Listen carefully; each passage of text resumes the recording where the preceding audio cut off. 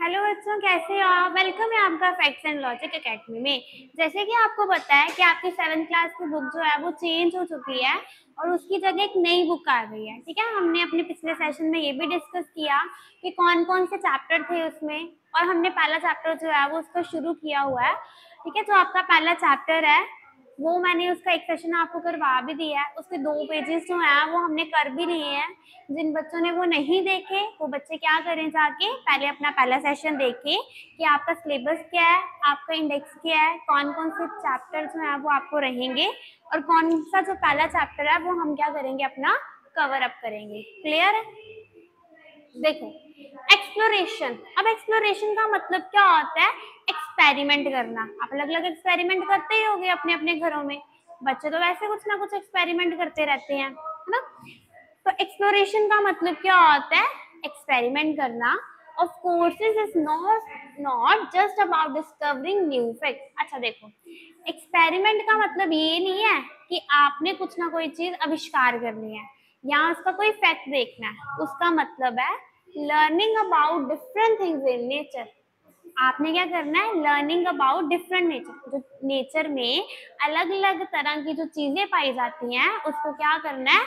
Learn करना है, सीखना है। Science as we said in grade 6, अगर आप साइंस 6 की बात करो तो इज अ प्रोसेस, वो एक प्रोसेस थी। So it is about way of thinking. जिस वो एक वे था जिससे आप क्या कर सकते थे? सोच सकते थे। डिफरेंट डिफरेंट चीजें हम क्या करते हैं? सोचते हैं।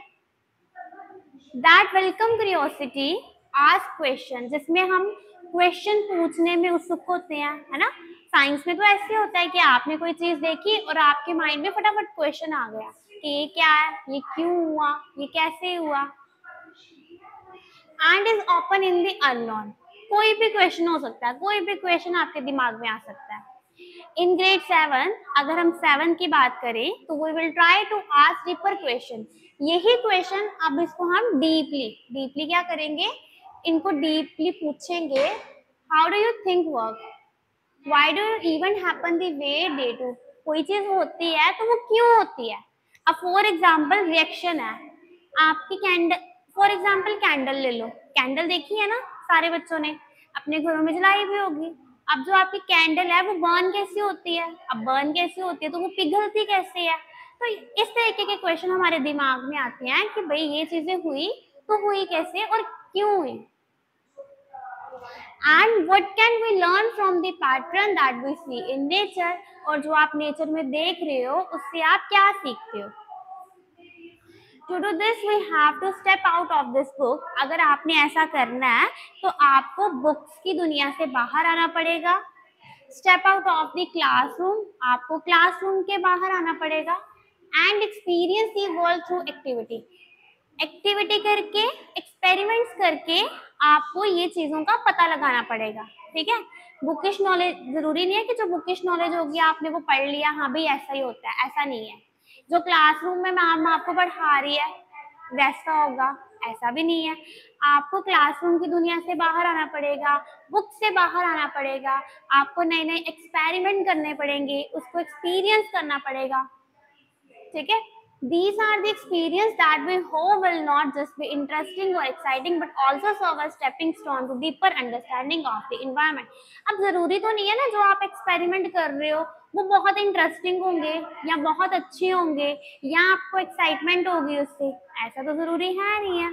ठीक है, कहते हैं कि ये जो आपने एक्सपीरियंस किया जरूरी नहीं है कि ये इंटरेस्टिंग हो या एक्साइटिंग हो, बट जब आप ये चीजें करते हो ना आपको एक अंडरस्टैंडिंग, एक गहरी नॉलेज मिलती है कि ये चीजें कैसे हो रही थी।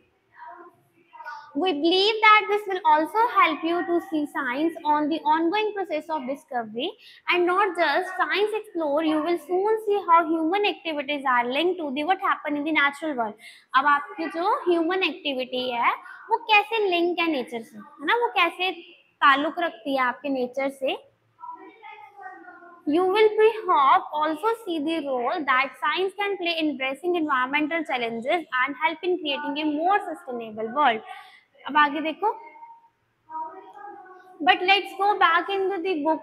और नाउ अगर हम पीछे देखें तो you will read about topic in different field of science. आपने साइंस की फील्ड में अलग अलग टॉपिक्स क्या पढ़े होंगे आपने, from physics and chemistry and biology. कुछ आपने फिजिक्स में पढ़े होंगे, कुछ आपने केमिस्ट्री में पढ़े होंगे और कुछ टॉपिक आपने बायोलॉजी में पढ़े होंगे। ठीक है, साइंस की 3 ब्रांचेस होती हैं, फिजिक्स, केमिस्ट्री और बायोलॉजी।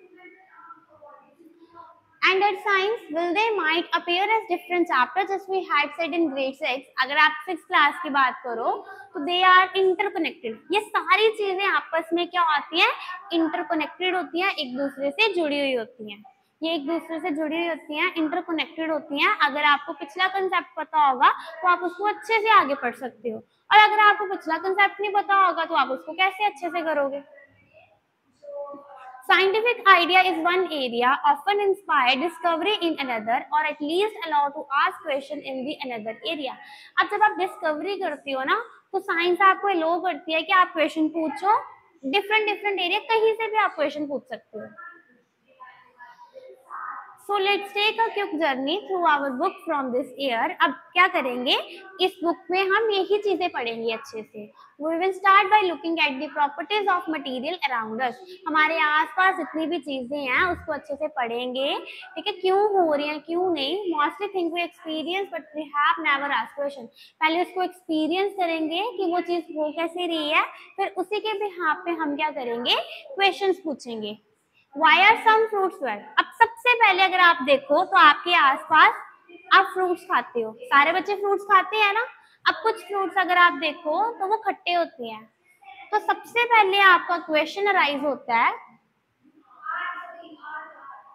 सबसे पहले आपका क्वेश्चन क्या अराइज होता है कि why are some fruits और कि why क्यों जो आपके फ्रूट्स हैं वो खट्टे होते हैं। ठीक है, क्वेश्चन है why are some fruits